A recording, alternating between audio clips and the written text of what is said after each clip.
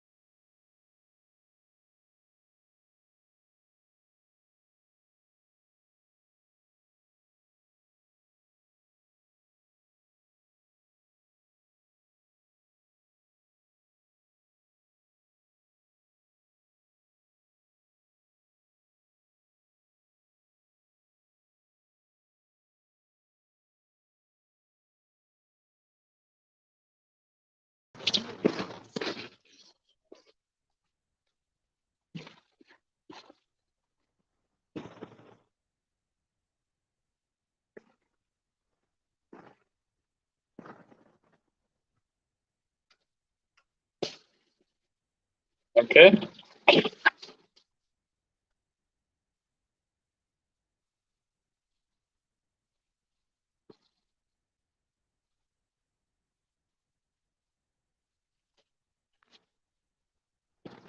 Hey, Vali, can you hear me?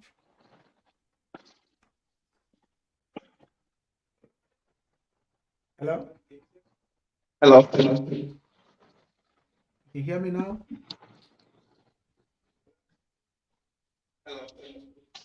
Yeah, you are live. Yes. So, can you have a seat? Are you seated somewhere?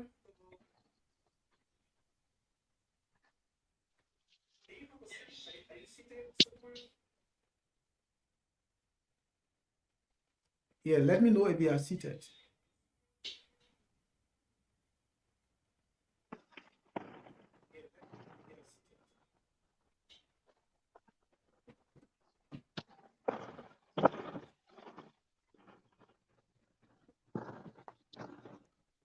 Okay, ladies and gentlemen, we have Vali Kamara in studio with us, and Vali is one of the young folks around the Southwest Philadelphia. Vali is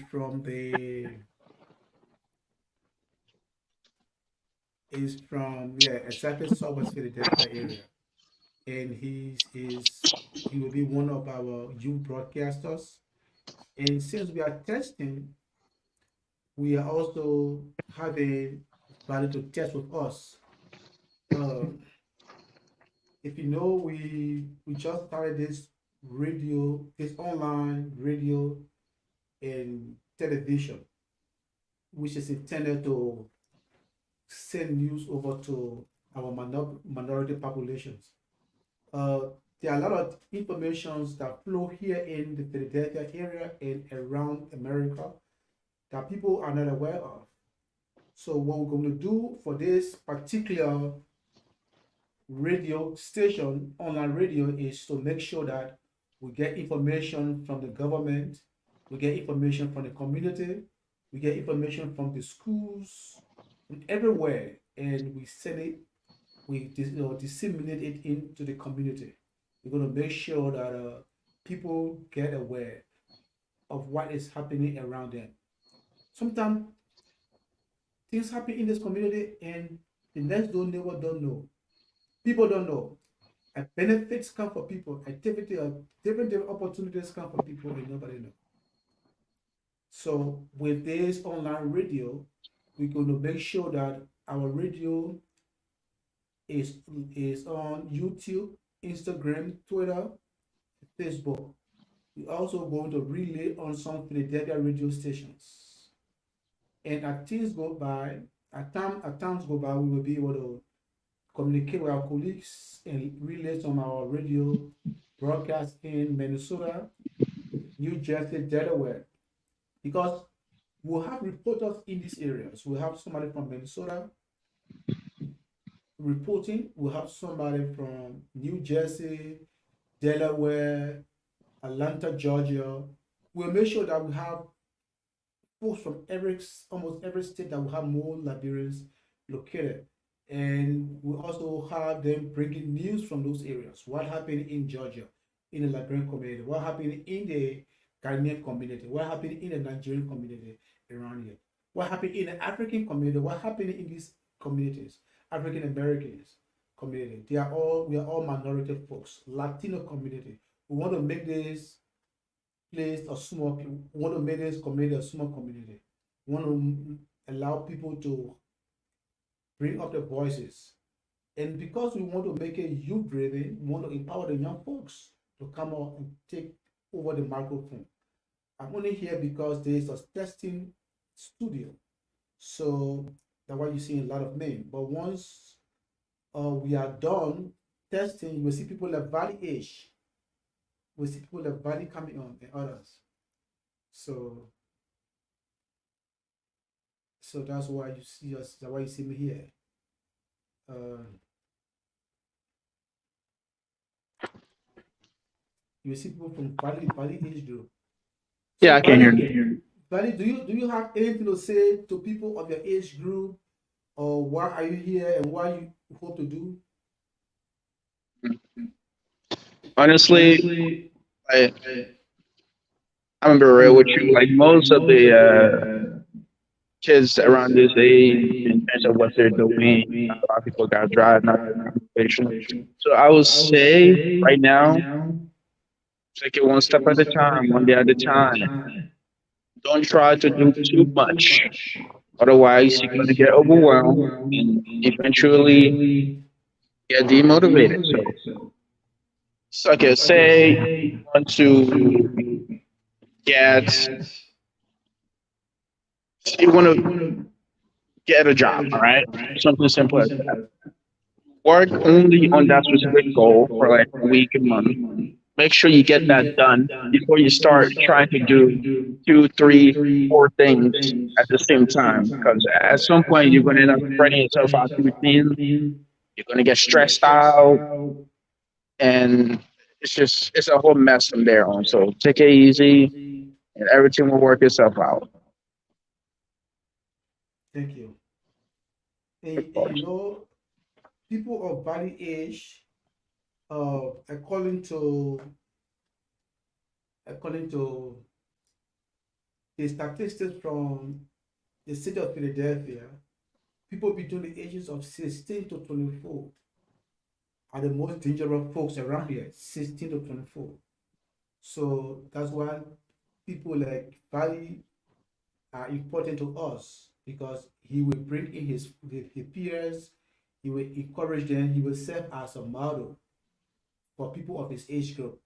So want to see men like Valley doing good, they want to do the same thing. And it's about positive positive change, leaving those negative attributes and doing positive things. So if you were going in the corner and buying weed for people, you just stop buying weed. If you're taking weed and somebody encouraging you to take in weed, you just going to stop taking in weed.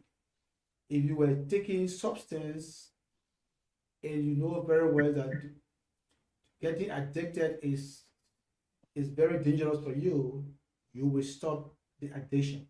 You will, if you are drinking 2 bottles of beer a day, maybe you want to reduce it to one, and maybe to half, and maybe to nothing. You want to make sure that you portray a good image. If you if you decided to go to school, maybe you needed to get to people who will help you to get back to school. If you don't have money, if you don't have a job, come to the minority center. We can see what we can find place for you to be. We don't want you to be out there. And that's why we think it is important, for people to come around the minority center and you get opportunities. We can link you with opportunities. We always get links from the government for jobs. If you have criminal records,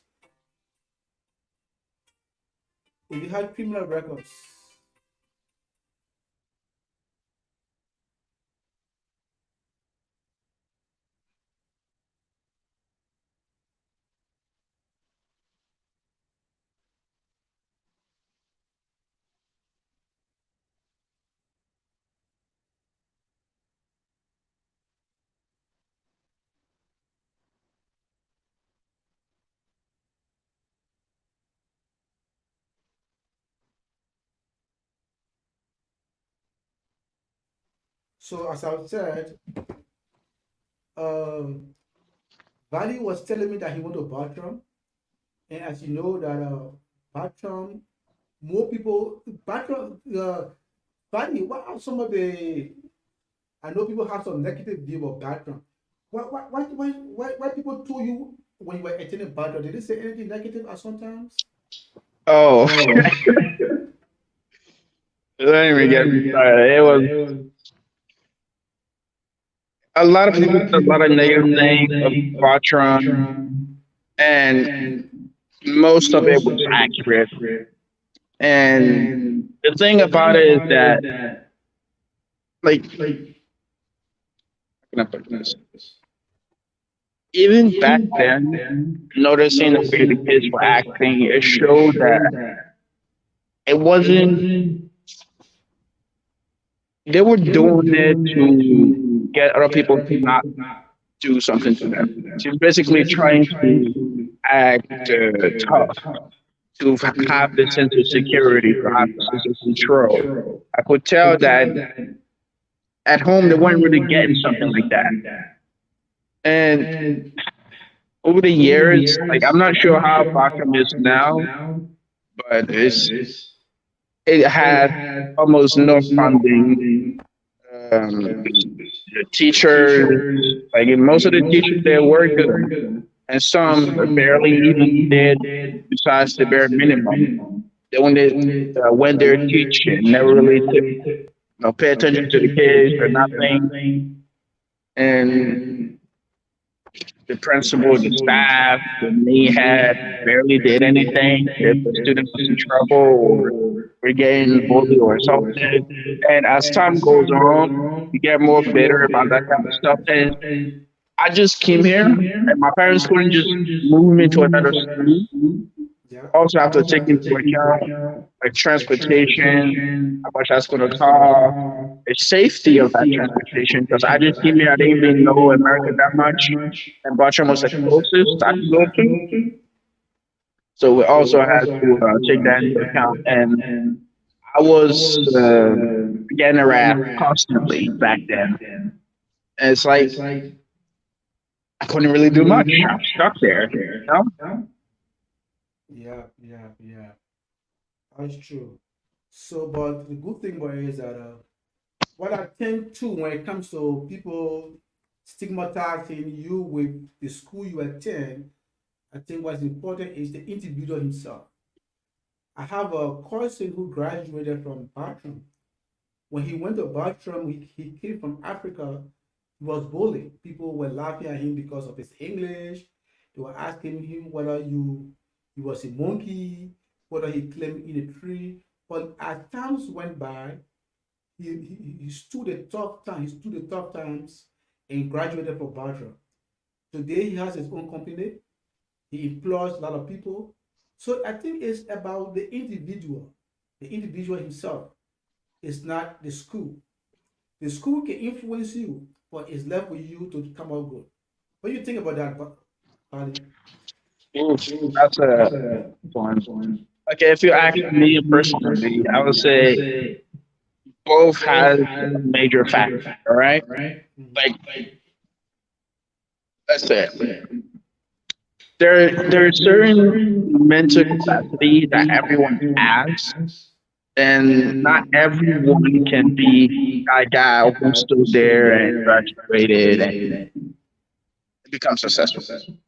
Some fall and start doing little things like weed or drugs. Like, they might start bullying themselves too to keep people off them. The thing is, you are a product of your environment to some degree, no matter how much you try to differentiate from that environment. And the thing is, if you're, especially when you're young, you're impressionable. If all these things are happening around you, it starts to affect you in some way. Yeah, yeah, I agree with you. I agree with you. So Yeah, from and like with this situation of what you said about the individual, it's like the many kind of outweighs the individual because it's just been a lot of situations where things doesn't go as well compared to a situation where things have gone well for the person going to Bartram. You know what I mean? Like, let's say five people goes to Bartram, Mhm. one makes it out. Those four people, I would say, that are more important to make sure that they make it out than one person. You know? Yeah, yeah, yes, you are right. So it's important. So which school did you go to later on when you left from Bartram? I thought I think you called a school name. Which school? When I left Bartram, I went to remember the school. What was it? Tilden? Yeah, it was Tilden High School. I'm not sure. I don't remember the name now, but I went there for a bit. Got into high school. From high school, I started motivation. I was Mm-hmm. there for a while, and it's like the difference from motivation and Bartram is like huge. And I think the neighborhood itself has a part to play with the school. The neighborhood and the policies and how strict the school is with the rules and policies.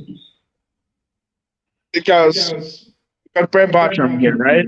Bartram is also a high school Yeah. and motivation. The type of like I when it saw like what one fight happened throughout the entirety of uh, motivation high school, and I was there for about from junior and up to senior and graduated. I only saw one sort of fight, but compared to Bartram, I would say maybe like two, three fights a week. It's also it's about the sort of like policy and how strict they are in the neighborhood where the kids are coming from. Hmm. Wow. So that means we need to work on our community here. Yeah, we need to work on our community. I mean, we the on this side, we have that work to do. If that is the case. Yeah.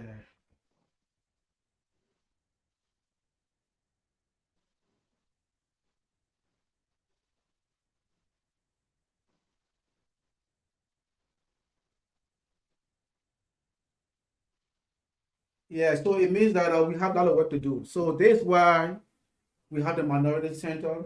Uh, we try to work in Bartram school to have most of these kids who are in Bartram to come to our program.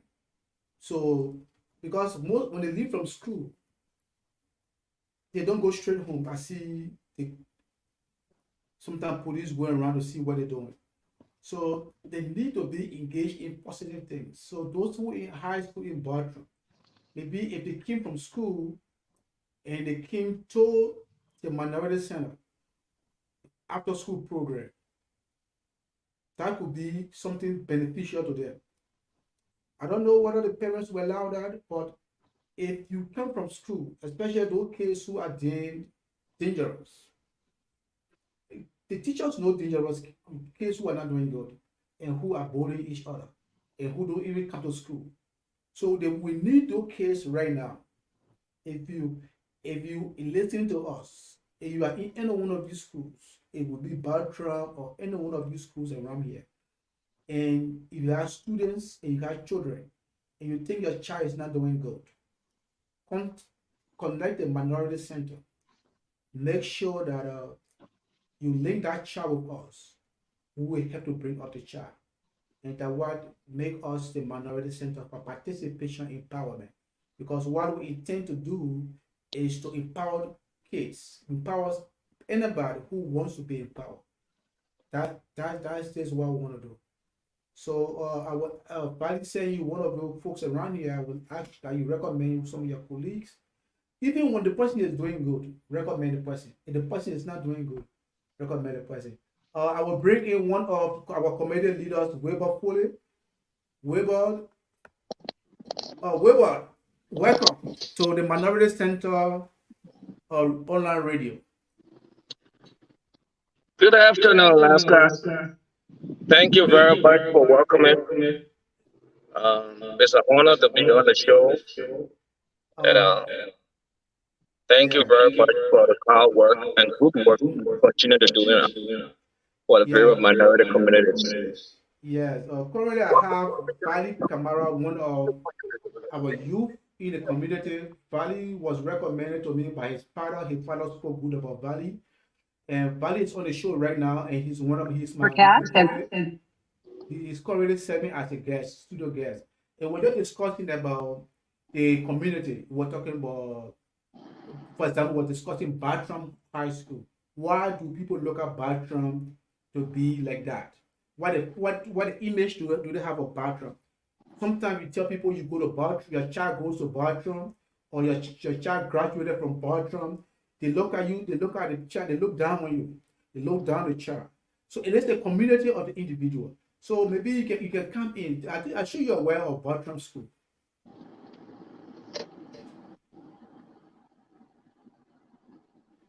Polly, I'm not hearing you. Okay. I thought the question was No, it was for directed at you. No, what I'm what. saying is that we No, talk I about. think I understood you.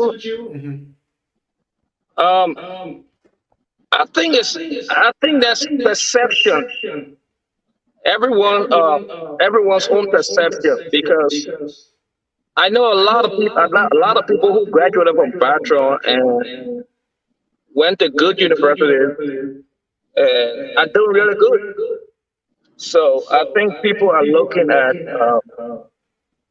I think maybe the culture of Philadelphia schools, uh, specifically as it relates to violence and gang activities. So all those are undermining some of the schools in Philadelphia. But a lot has to do with the individual. So the way you conduct yourself in and after school and post high school determines who you are. So for me, I've heard a lot of things about bathroom, but I don't take it at face value. I look at the individual. Okay. So we got two. So I think Valley was saying it's not much the individual but the environment, the school. So we got two school of thought right now. Valley thinks This the environment in the school plays a key part. And Mr. Foley, if I'm Badi, if you don't know Foley, Badi, you don't know Foley. Foley is one of the community leaders in our community. Uh, yeah, he's one of the influential community leaders in the Liberian African community. And Foley is saying that. So, Badi, what do you think? What do you have to say about that?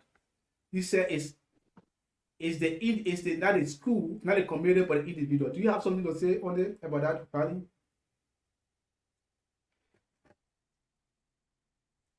Badi, I'm not hearing you.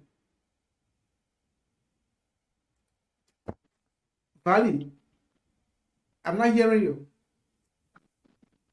Can you hear me now? Yeah, I'm not hearing you. I don't know why. Okay, no, let me add you back. Let me add Bali back to the chat. Bali, you can log in and come back in.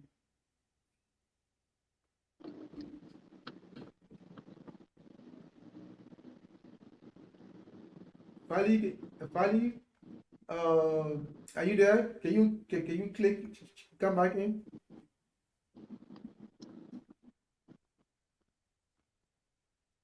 Okay, yes, we got Bali now. Okay, go ahead. Now we're hearing you now. Repeat the question again. No, what you're listening, Mr. Foley, Weber Foley was saying that it's not a school, it's the individual. They were talking about Bartram School. It was saying it's the individual, it's not the school. So I know when you and myself spoke earlier, you said it has to do with the school or the community. But he said it doesn't have to do with the school or the community, but it's the individual. Um, I humbly disagree with that, but I want to hear his argument on the matter. Why does he think it's the individual? I can come in and clarify a little. Yeah, go Right? ahead. Mhm. So what I'm saying is that Baton High School, there have been a lot of things said about them, and those things are not necessarily false because of the school. The schools in Philadelphia have a lot of gang-related issues, violence, and the public schools are hard to control in terms of behavior because by law they have to accept the students that fall within their district. So, despite the negative image, despite the negative image of Baton, I still believe there are a lot of students who are coming out good and end up doing good things, go to university, graduate, and do good things. So I look more at the individual because a lot of Philadelphia schools have similar reputation. Oh, okay. I think I follow. So we are trying to help more of the. We're trying to help few people, as much people as possible, come out as the individual, as you put it.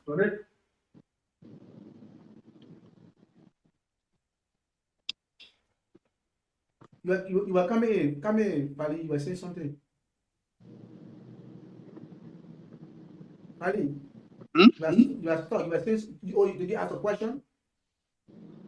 Oh, I just asked, but is your argument basically saying these people, even though say Bartram have a bad reputation or as over time, but there's still a chance that a kid going there can make it out successfully and do better in life.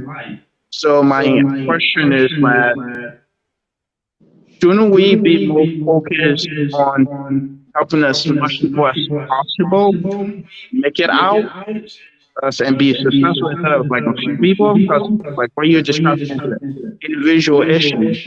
Why focus on one, two, or three people if we can get rid of the issue at its core? So The law the breaking too much so I can better understand. so Valley, did you say why focus on one or two issues?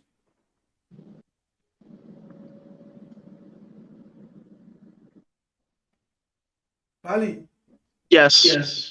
did you say why focus on one or two issues? You Yeah, know why that. focused on like one or two people or like say one issue if we can get rid of the problem at its core, which is the environment, the funding of the school, the staff, say proper care for say parents or kids not getting much in terms of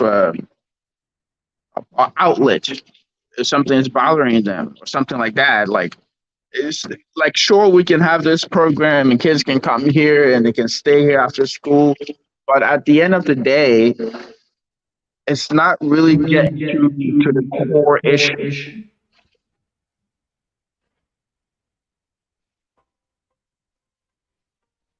So Foley, did you hear him? Uh, Mr. Foley, I think hold on, I think let me get Foley back on. Of course.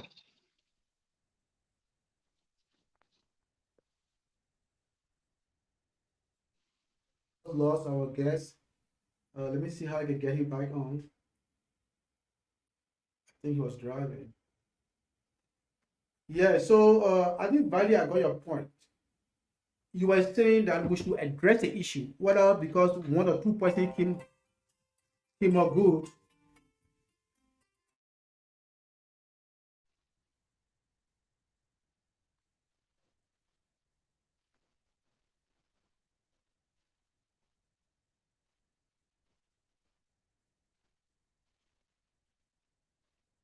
Yeah, so Valley, I think I got a point that we should begin addressing the issue instead of saying two persons came out good, four persons came out good individually, but Yeah.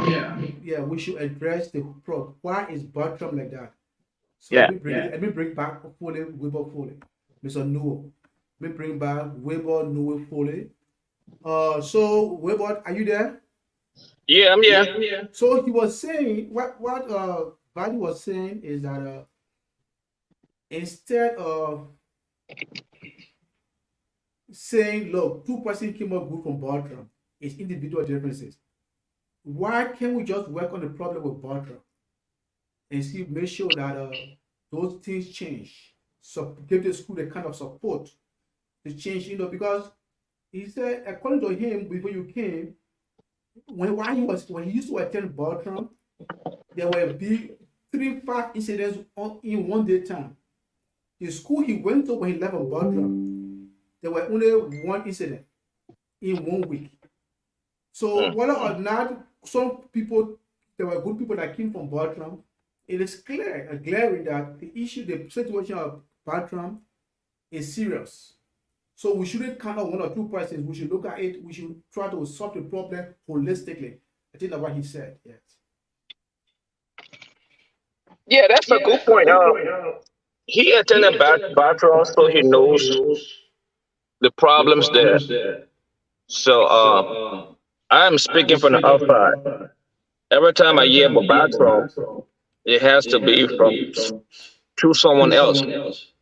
So he has personal information that I cannot challenge. So, but you will find that that is a problem that is in many schools in Philadelphia and even in just let's say inner city schools. So there are some schools that are good depending on the neighborhood. So the neighborhood has a lot to do. Okay, so yeah, these are some of the issues that we are facing today. And for your information, Bali, I don't know you were on the field, you were not on the field that day on July 26th. There were a lot of problems on our soccer field. The soccer the sock they call it soccer park where between Island Avenue and Limburg, there was a big issue where there was a festival, youth festival, and it took thousands of kids there, and they couldn't leave the field. They had to bring helicopter to take them off. Because of this, there's an issue in the community right now. The field that used to be accessible to a lot of folks, even with all permit, right now is difficult for people to have occasions there. And that field is is training to certain community members, certain community groupings, especially the Liberian African community, the Sierra Leoneans, the Ghanaians. But now it's difficult to use that park. And these are some of the bad product of schools. I don't want to say they are bad product of Bartram School, but these are some of these kids that behave like that came from somewhere, came from some bad home or some bad school or something. And, and I was today there was a exchange of emails between the police chief and myself. What the minority center is doing right now is to call a community meeting with the police. So the police have asked me what would be my availability for to discuss the community issue, about the safety of the field and how other people are denied from using the field. So he replied me and said, look, when are you available to come for us to discuss? I told him I wanted a meeting at the minority center. So the police can come, community leaders in the community can come to discuss the safety issues. I also understand there are other folks who were arrested. So closing down the soccer field or the park and restricting it will not solve the problem, because we think to a large extent people need to do what they have to do. So restricting the park won't solve the problem. So that's why the minority center is in the forefront of inviting the police over. The police, and in fact, the minority center have a very tight schedule. We have a meeting with Senator Anthony Williams on Monday.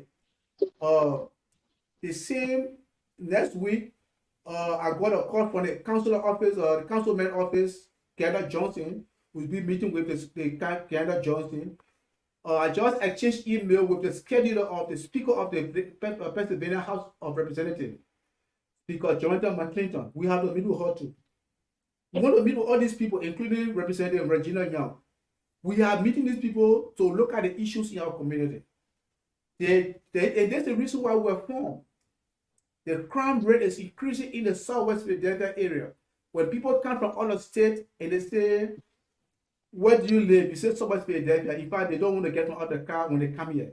They don't want to get the car out of the Woodland. They're afraid of Woodland. They're afraid of Southwest Philadelphia. So what can we do?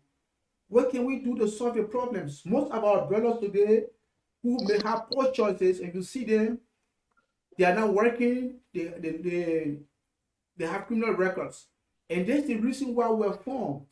We talk about Bartram School. Did Bartram School produce the bad products? Or where did they come from? So, because from school, once you are not settled in the school, you didn't do good in school and you are left out. You come out bad and you become a bad product. That's why we're calling Bartram School. I know Bartram is a very good school to produce a lot of good kids, but sometimes we get bad kids. Where are these bad kids coming from? Yeah, and okay, the way I would put it is not more of okay. It's not more of bad. Just trying to classify these kids as bad or good is sort of like simplifying and like black and white in the situation. Because those kids are from an unfortunate environment and they're a product of an unfortunate situation. And saying, oh, they're bad, it's not necessarily getting to the root of the issue. They're kids at the end of the day. They had bad influence. Now, uh, from where they're from and how they are, is sort of more a parental issue. Say they have a parent that isn't taking as much attention to them as possible, or there's multiple sort of things that can contribute to the overall final result of a person and how they are. Sure, yeah, school is like a major aspect, especially when most of the time or in the morning to go to school, they come from school, they're home and with their parents, the parents now taking care of them well. They leave from home, they go to school, that energy, you know, as time goes on, it gets worse and worse. It's like we can look at a lot of things that could be the issue, but let's sort of focus on what we can do at the current moment, which is school. Do our best, fund less fortunate neighborhoods in school, uh, especially the teachers. Like teachers are being paid way less in some schools than they are in, say, more suburban area, that suburban public school.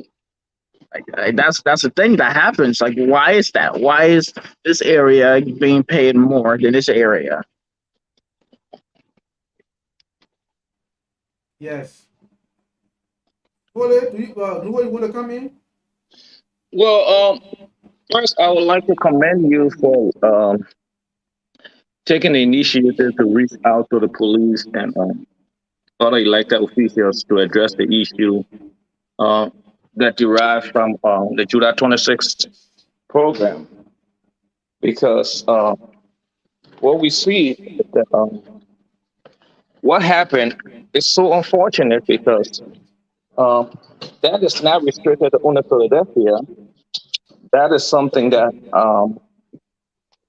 occurs around the country. And I'll give specific reference to inner city youth activities. So I know there were some unacceptable behaviors that day. The kids did not leave the park as um, scheduled because I was there when the police came at 8:30 and we wanted everyone to clear the park at 9 o'clock. And I think that's what brought the problem, in my opinion, because these kids have been having their program down there. Last year, 2022, they had the same program, the same day, on the same at the same park, and no one cleared them at 9 o'clock. They were there after 9 o'clock, and they stayed there long. So I think there was an expectation, not to justify what happened. I don't know of any crime that that was committed, but just trying to clear them out of the park at 9 o'clock, I think that's what brought the problems. Because, like I said, they had a program there last year, the same date, the same place, and they stayed there for the longest they could. No one moved them.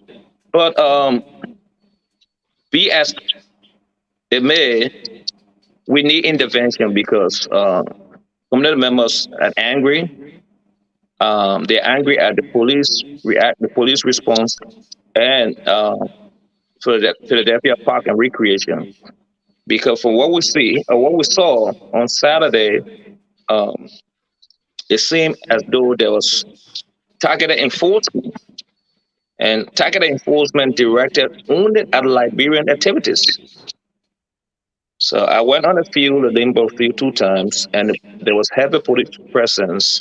I saw people cars being towed because they were parked in the shopping center where the right is, and it was uncomfortable, and I think the police went too far.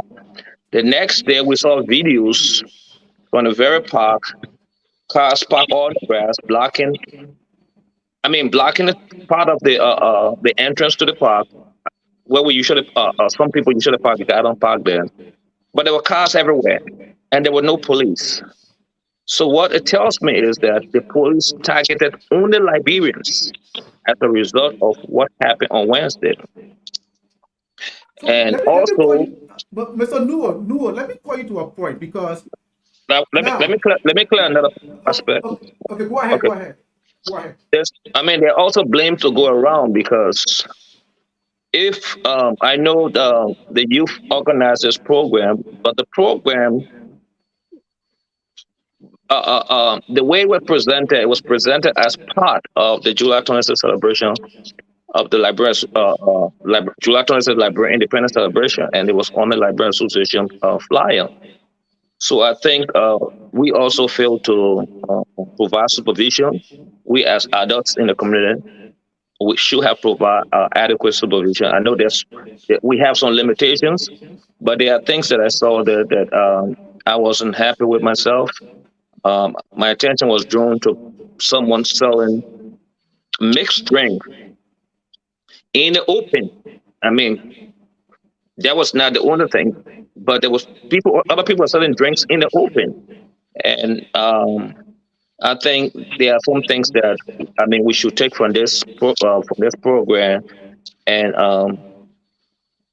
next, any other program that is organized by the youth where we can provide some level of supervision. Okay. So what I was saying is that I know when you said the committee was targeted. So you saw what happened, right? You saw with those kids drinking liquor underage. You saw how the streets were barricaded.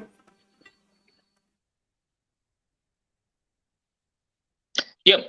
But we cannot say they were underage, Alaska. We don't have any evidence to prove that they were underage because I stood right there and I asked um, someone was buying alcohol. I asked, No, "How okay, no, old are you?" okay. Next time, next time. And I So, asked, let me bring in Samuel Johnson, the vice president of the Librarian Association of Pennsylvania, so he "Yeah, will contribute. Yeah. Uh, we're bringing in Samuel Johnson. Mr. Johnson is the vice president of the Librarian Association of Pennsylvania. Mr. Johnson, before you came in, I will let Mr. Newell continue speaking.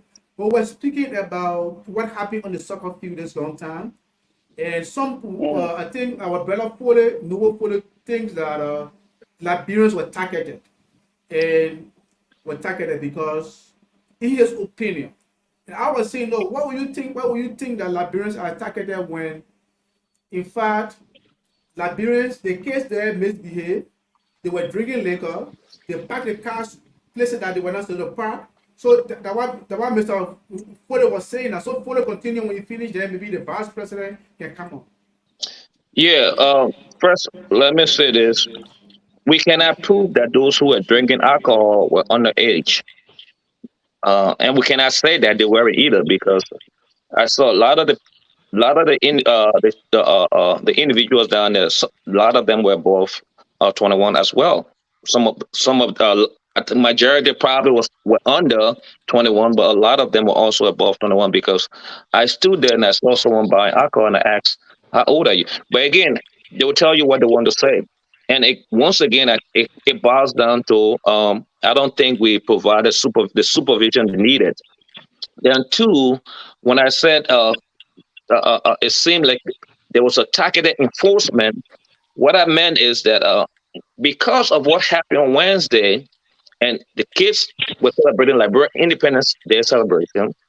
So on Saturday, the continuation of the Liberia Independence Day celebration, which was the soccer tournament cookout, the police went and made sure that they disrupted it, and they effectively did that because they wouldn't even allow you to park, and I'm sure they wouldn't even allow you to park, and there are other things that they took cars, and so as a result, the game, I mean, the independence celebration did not continue. I learned that. I also know that it went up to Drexel Hill. But the targeted enforcement I'm talking about is because this happened on Wednesday, so Saturday they did everything they could to prevent Liberian from celebration from continuing on the field. Okay. So thank you very much. I know we have the Vice President of the Library Association of Pennsylvania, Mr. Sano B. Johnson. Mr. Johnson, what's your take? Everybody want to do your take. You are a very important person in the community. Your community was affected. What's your take? All right, but can you hear? You can hear me, right? Yeah, we can hear you. So let me firstly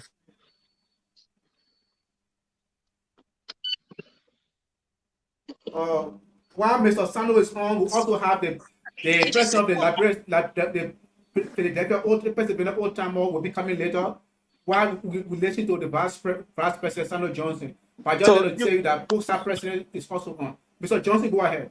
okay. So just hold on a second. Can you guys hear me? Loud and clear, Sanders.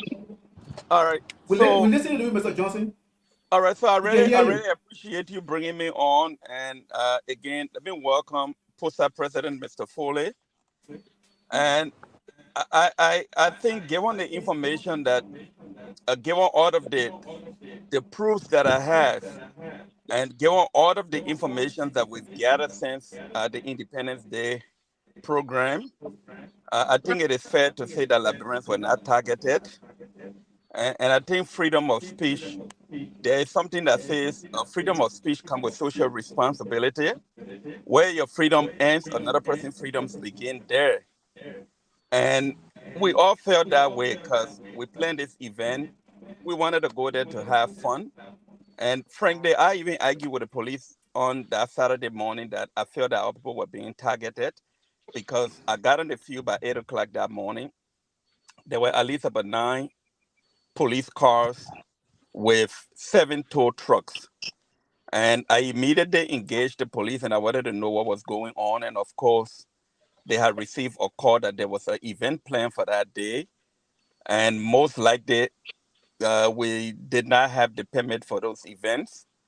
And so I immediately told them that there was no event going on the field that day. Everybody was going to Drexel Hill. And I even told them that I felt that their presence there was being very intimidating and that they needed to pull back the presence of the cops. They could keep 2. Even the tow trucks, it was just very intimidating. We were law-abiding people. A lot of us had enjoyed being here for many years. We vote for government officials. We worked. We own properties in the city. We pay taxes. And the list goes on and on. And the sergeant decided, that he was going to give credence to what I was saying, and they reduced the presence of the police. They had only 2 cars, I believe, with all of the tow trucks left, and I left the scene. I believe it was like maybe 1 hour later, I got a call, that there were other activities going on. But again, keep in mind also that keep in mind that a lot of this stuff that we taught, that was supposed to be going on. They had a lot of information that we didn't have. So it was actually after the event, provided us with all of the proofs. First off, talk about the permit on the field. On that Wednesday, he was only, the permit had only 50% on it. So just imagine, because of safety reason, you cannot request a permit for 50% and you have pretty close to 3,000 people on the field. So that is just a non-starter for public safety purposes. Talk about, just the exit and the entry point. All of them were deliberately black. Mr. Johnson, hello, Mr. Johnson. Yes, sir. We hear you a receiver. Okay, so hold on. Let me see. I probably need to get my ears off. Now, can you guys hear me? Yeah, we hear you. Hello? Yes, I can hear you. Mr. Johnson, go ahead. Okay. So all of the exits. We're not hearing you now. Okay, you know what? I know what's going on. Mr. Foley, can you say something like that when you on? Yeah, we hearing it. Hello? Okay. But the echo is coming from everywhere. Can you hear me now? Okay, go Somebody, ahead. somebody is listening while they are either on their phone and using another device. That's why Okay, you hear hello? feedback. Go ahead. Okay, so we don't hear any feedback now. I think it's in the studio. Yeah, maybe you got more than if you have multiple devices on, you get a lot of feedback. Go ahead, Mr. Johnson. All right, so as I stated, so there were all of the exit points were all blocked. So the question the officer posed to me, he said, "You are the vice president of the Liberian Association." I said, "Yes." He said, "So what is the strategy? What if something goes on here? How can we even respond to it quickly when there's no way to get in, no way to get out?" Fred Guion was there. Emmanuel Horton was there, and I immediately that was on Wednesday. And I immediately went to the young man who happens to be the host. I engaged him and brought the cap. He showed the permit. It says, I think, 50 persons. And the cap said, okay, because today is your Independence Day, we'll let you guys in to 8:30, but you need to shut it down because the crowd is just way too much. And then there's no way to get in and get out. So we managed to control the crowd. In fact, Horty and I worked. We started working with people to clear the entire exit to get out and get in. We managed that till 9 o'clock, and immediately I left. I was not there, but later on, I was notified that there were a bunch of Liberians. This is a very important feedback. Hello? Yeah. Johnson? There is a very important discussion, but we have some feedback. I don't know where it comes from. Yeah, but that's very important. We didn't want to get distracted from this conversation. But Last time, can you try to address this so Sano can continue? Do you want me to get out and come back? Maybe that will reduce feedback. Yeah. Last time. Are you hearing? No, I think everyone. Yeah. It's likely because everyone has the volume up loud, so whenever you talk, it makes like a feedback. Yeah, he's speaking and I hear feedback. Okay. Go ahead, Mr. Johnson. All right, so I think it was about an hour later I got notified that there were Liberians, that had gotten, they tried to get into confrontation with the cops. I'm even being told, I was notified by one of the officers that there is a video. I have not seen the video, quite frankly, I haven't. But my understanding is engage the cops and it could have gotten worse. It is alleged that they were trying to get confrontation with cops. So I don't have proof of that. I've not seen the video. But as far as Liberians being targeted, I don't have enough on hand to state that they were targeted. I felt that way from that Wednesday. But as we started engaging with the authorities and we started getting information on some of the things that we didn't know, I think it was either in the best interest that the game was not even played on Saturday. Mr. Fore is here. He can attest to what I'm alluding to right now. It was in the best interest that the game did not even go on Liberty on Saturday. Because the damage was more than what happened on Wednesday. And I will yield back for now. Okay. So I hear from. I think I'm echoing you, right? Yes, you are. So I don't know where this coming from. So Mr. Johnson, when I hear you, Reverend Josh, hold it.